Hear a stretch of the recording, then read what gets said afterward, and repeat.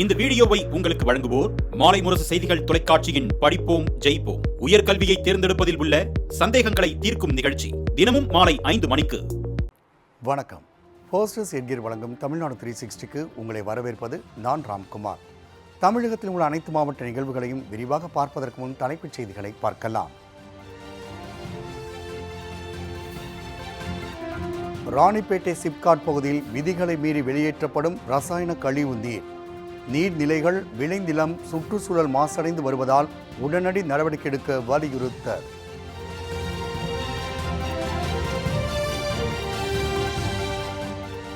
ராமநாதபுரத்தில் கழிவுநீர் கால்வாயில் இறங்கி வெறும் கைகளால் கழிவுகளை அள்ளும் தூய்மை பணியாளர்கள். தொற்று நோய் பரவும் அபாய நிலை உள்ளதால் பாதுகாப்பு உபகரணங்கள் வழங்க வலியுறுத்தல்.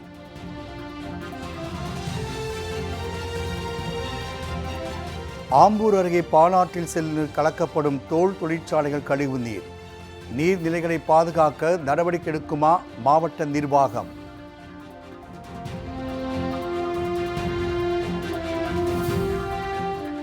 போச்சம்பள்ளி அருகே அடிப்படை வசதிகள் இன்றி தவிக்கும் கிராம மக்கள். கழிப்பிடம், மருத்துவம், பேருந்து உள்ளிட்ட அடிப்படை வசதிகளை செய்து தர கோரிக்கை.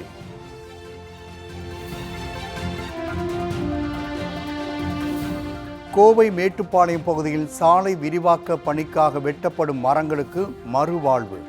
மாவட்ட நிர்வாகத்தின் பசுமை பாதுகாப்பு குறித்து விளக்கும் செய்தி தொகுப்பு.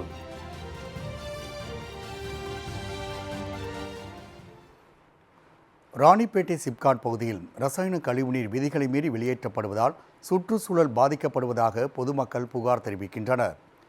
ராணிப்பேட்டை மாவட்டம் சிப்காட் பகுதியில் ஏராளமான தொழிற்சாலைகள் செயல்பட்டு வருகின்றன. இத்தொழிற்சாலையிலிருந்து வெளியேற்றப்படும் ரசாயன கழிவுநீர் சுத்திகரிக்கப்படாமல் வெளியேற்றப்படுவதாக அப்பகுதி மக்கள் புகார் தெரிவிக்கின்றனர். இந்த சிப்காட்டில் செயல்பட்டு வரும் பொது சுத்திகரிப்பு நிலைய தடுப்பு சுவரின் அருகே அமைந்துள்ள குளம் முழுவதும் ரசாயன கழிவுநீர் நிரம்பி காணப்படுவதால் குளத்தில் இருந்து கால்வாய்கள் வழியாக வெளியேறும் நீரின் மூலமாக விளைநிலங்களும் விளைபொருட்களும் பாதிக்கப்படும் சூழல் உருவாகியுள்ளது. அத்துடன் நீர்நிலைகள் மற்றும் நிலத்தடி நீரும் மாசடைந்து வருவதால் மாசு கட்டுப்பாட்டு வாரிய அதிகாரிகள் நேரில் ஆய்வு செய்து ரசாயன கழிவுநீர் வெளியேறாத வகையில் நடவடிக்கை எடுக்க வேண்டும் என்றும், கழிவுநீர் வெளியேற்றப்படும் சம்பவம் மீண்டும் நடந்து வருவதால் மாவட்ட நிர்வாகம் உரிய நடவடிக்கை எடுக்க வேண்டும் என்றும் பொதுமக்கள் கோரிக்கை விடுத்துள்ளனர்.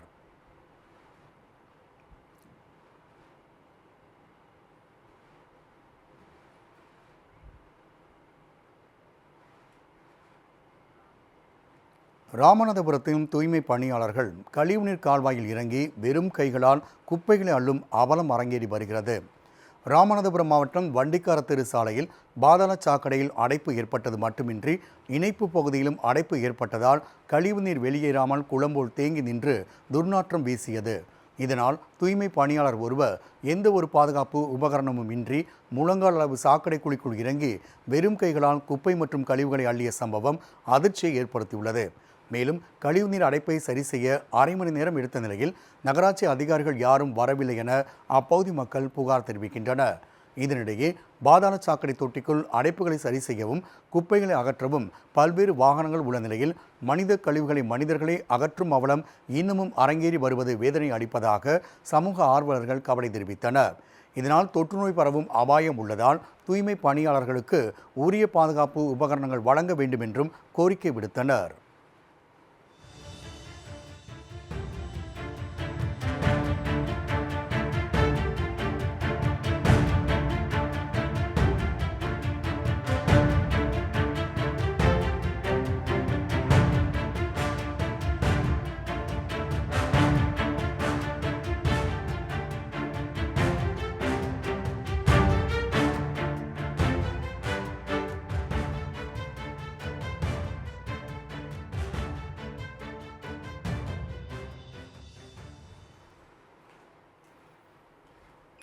ஆம்பூர் அருகே பாலாற்றில் செல்லும் நீரில் தொடர்ந்து தோல் தொழிற்சாலைகள் கழிவுநீர் கலந்து செல்வதால் விவசாயிகள் மற்றும் பொதுமக்கள் வேதனை அடைந்துள்ளனர்.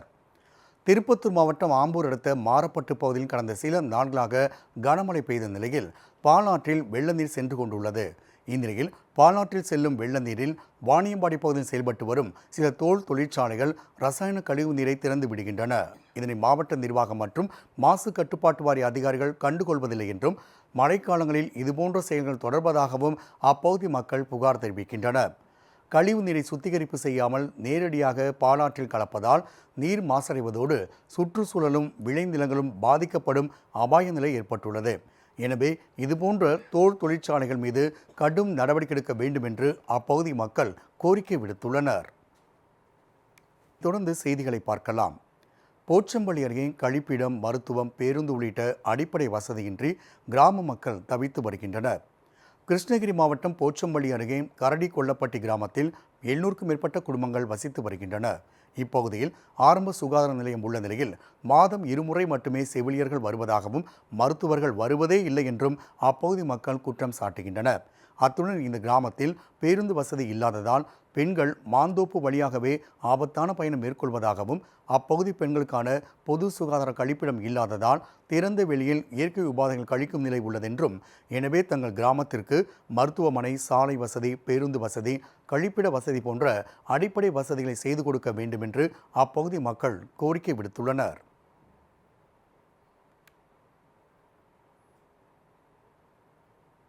ஊத்தங்கரை அருகே குறைந்த மின் அழுத்தம் மற்றும் குடிநீர் வசதியின்றி கிராம மக்கள் தவித்து வருகின்றனர்.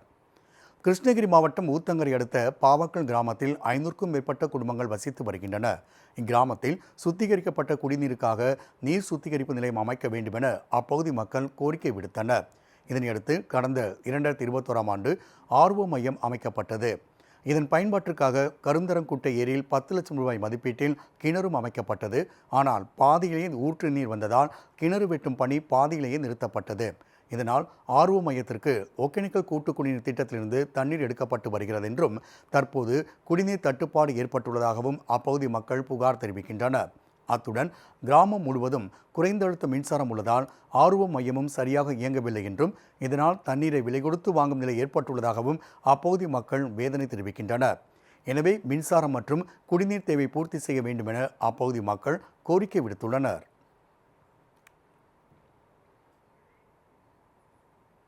கூடலூரில் வாசனை பொருட்களின் கண்காட்சியை அமைச்சர் சாமிநாதன் திறந்து வைத்தார். நீலகிரி மாவட்டத்தில் கோடை சீசன் தொடங்கியுள்ள நிலையில் சுற்றுலா பயணிகளை கவரும் விதமாக மாவட்ட நிர்வாகம் மற்றும் தோட்டக்கலைத்துறை சார்பில் கோடை விழா நடத்தப்பட்டு வருகிறது. அதன் ஒரு பகுதியாக கூடலூரில் 11வது வாசனை பொருட்கள் கண்காட்சி தொடங்கியது. இக்கண்காட்சியை அமைச்சர் சாமிநாதன் மற்றும் அரசு தலைமை கொறடா ராமச்சந்திரன் ஆகியோர் திறந்து வைத்தனர்.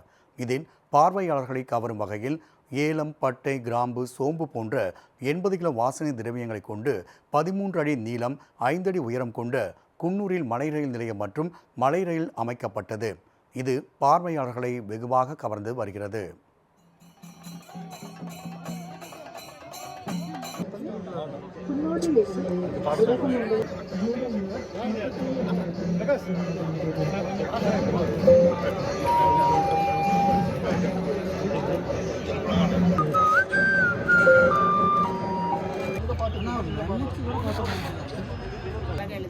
நீலகிரி மாவட்டம்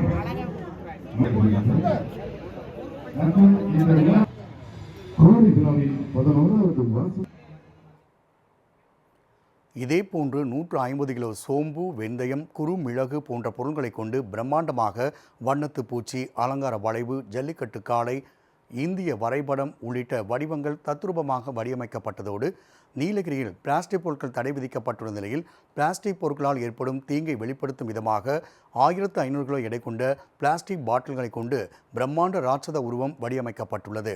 மேலும் நீலகிரியில் விளையக்கூடிய அரிய வகை பழங்களும் காட்சிப்படுத்தப்பட்டன. இதனை ஏராளமான சுற்றுலா பயணிகள் கண்டுகளித்தனர். இந்த வாசனை பொருட்கள் கண்காட்சி 3 நாட்கள் நடைபெறும் என்று தோட்டக்கலைத்துறை இணை இயக்குநர் தெரிவித்தார். தோட்டக்கலைத்துறை சார்பாக நம்முடைய மாவட்டத்தில் உள்ள பாரம்பரியமிக்க சின்னங்கள் ஒன்றான குன்னூர் ரயில் நிலையம், மலை என்ஜின், ரயில் என்ஜின், ஸ்டேஷன் மாஸ்டர், இதை நாங்கள் சுமார் 60 கிலோ எடையுள்ள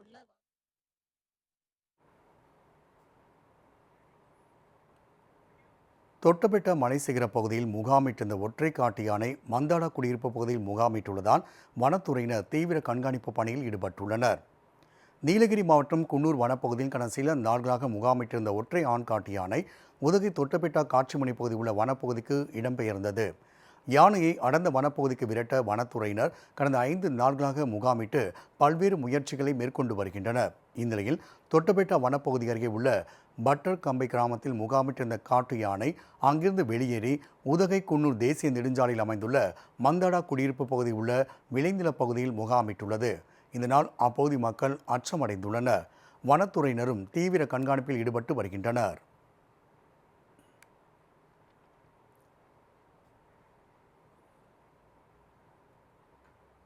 ஃபர்ஸ்டர்ஸ் ஹெட்கேர் வழங்கும் தமிழ்நாடு 360யில் அடுத்து வருவது உங்கள் ஊர் நிகழ்வுகளை விரைவாக வழங்கும் உள்ளூர் எக்ஸ்பிரஸ்.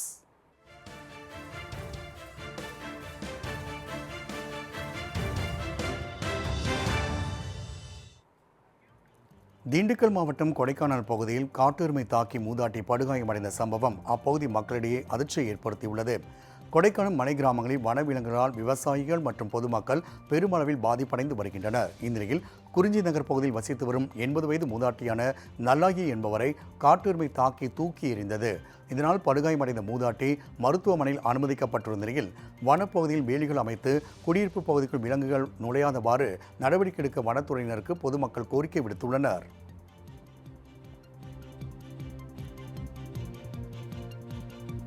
ஈரோடு மாவட்டம் அம்மாப்பேட்டை அருகே வீசிய சூறாவளி காற்றினால் 60 ஆண்டுகள் பழமை வாய்ந்த ஆலமரம் வேரோடு சாய்ந்த சம்பவத்தால் அப்பகுதி மக்கள் அச்சமடைந்தனர்.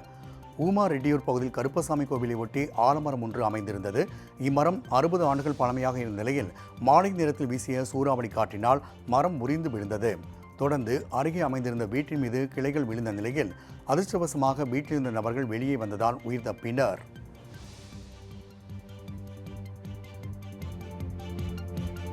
திருப்பத்தூர் மாவட்டம் ஆம்பூர் சுற்றுவட்டார பகுதிகளில் திடீரென பயங்கர வெடிச்சத்தத்தோடு கூடிய நில அதிர்வு ஏற்பட்டதால் பொதுமக்கள் அச்சமடைந்தனர். ஆம்பூர் சுற்றுவட்டார பகுதியிலான கரும்பூர் மேல் சான்றோர் குப்பம் வெங்கடசமுத்திரம் உள்ளிட்ட பகுதிகளில் வெடிச்சத்தத்தோடு நில அதிர்வு உணர்வு ஏற்பட்டதாக அப்பகுதி மக்கள் தெரிவித்தனர். மேலும் உணரப்பட்ட சத்தமானது நில அதிர்வா அல்லது புவி வெடிப்பா என்பது குறித்து துறை சார்ந்த அதிகாரிகள் உடனடியாக விசாரணை மேற்கொண்டு பொதுமக்களுக்கு எச்சரிக்கை விழிப்புணர்வு ஏற்படுத்த அப்பகுதி மக்கள் கோரிக்கை விடுத்தனர்.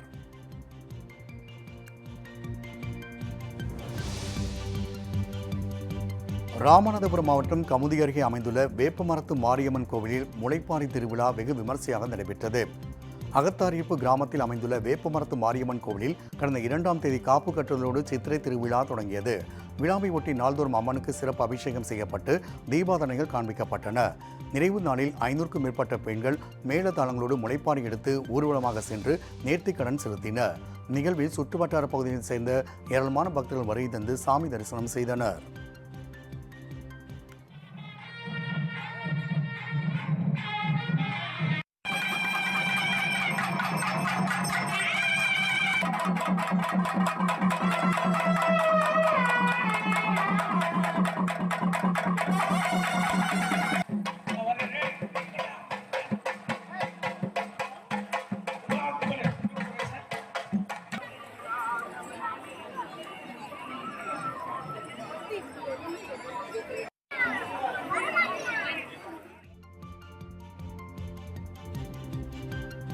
மயிலாடுதுறை மாவட்டம் திருவாவடுதுறை மகா மாரியம்மன் கோவிலின் சித்திரை திருவிழாவை ஒட்டி காத்தவராயன் சுவாமி வீதி உலா நிகழ்ச்சி கோலாகலமாக கொண்டாடப்பட்டது.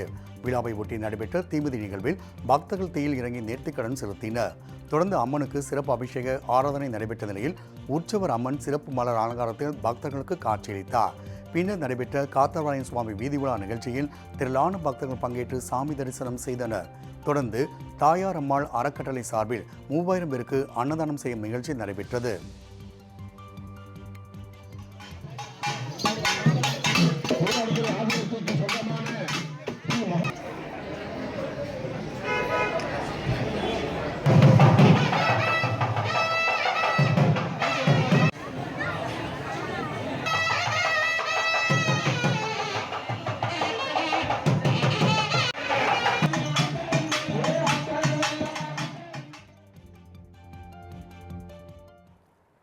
ஃபர்ஸ்டர்ஸ் ஹெட்கேர் வழங்கும் தமிழ்நாடு 360யில் மாவட்டத்தில் நடைபெற்ற விளையாட்டுச் செய்திகளை வழங்க வருகிறது விளையாட்டுக் களம்.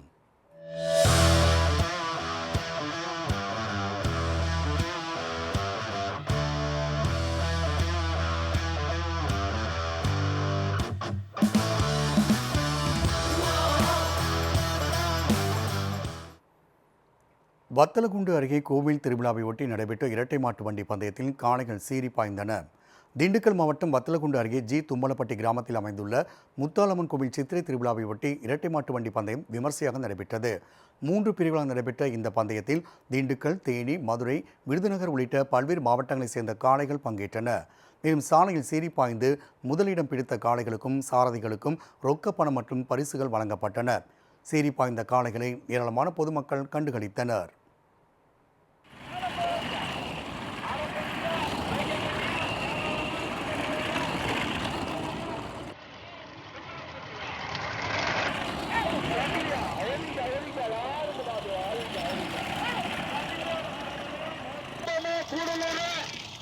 கூடலூர்